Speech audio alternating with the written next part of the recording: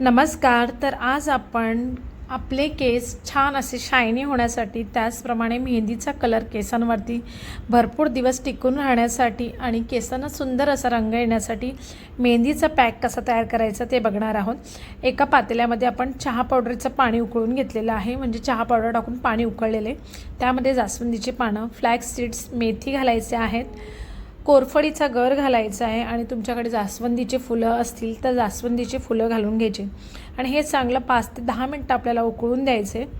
उकळल्यानंतर आता मेहंदी पॅक आपल्याला बनवायचे आहे, तर त्यासाठी तुम्ही जी केसांना मेहंदी लावता ती घ्यायची. मी नुपूरची मेहंदी लावते आणि कधी कधी बघितलं तर शेणाचीही मेहंदी लावते.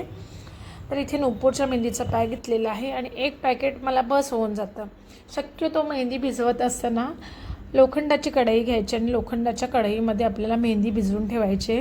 आता एक पॅक नुपूर मेहंदीमध्ये मी आता जेवढं लागेल तसं हळूहळू पाणी ओतून घ्यायचं.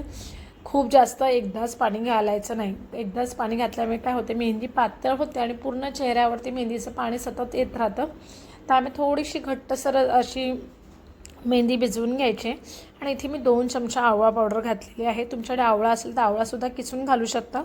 माझ्याकडे आवळा पावडर होती तर आवळा पावडर 2 चमचे घातलेली आहे आणि मेहंदी भिजवण्यासाठी ठेवलेली. आता बघितलं तर मी ही रात्री मेहंदी भिजत घातलेली आणि तुम्ही बघू शकता लोखंडाच्या कढईत घातल्यामुळे आपल्या मेहंदीला चांगलं आयन मिळतं आणि केसांचं छान असं पोषण होतं. आता मेहंदी चांगली भिजल्यानंतर जवळजवळ 3 ते 4 तास आपल्याला केसांना लावून घ्यायची. शक्यतो जास्तीत जास्त 3 तास तरी तुम्ही केसांवर मेहंदी ठेवा, म्हणजे मेहंदीला छान असा कलर येतो. आणि असं हे मी हँड ग्लव्स घालून घेतलेले आणि केसांना पार्टिशन करून मेहंदी लावून घेतलेली आहे.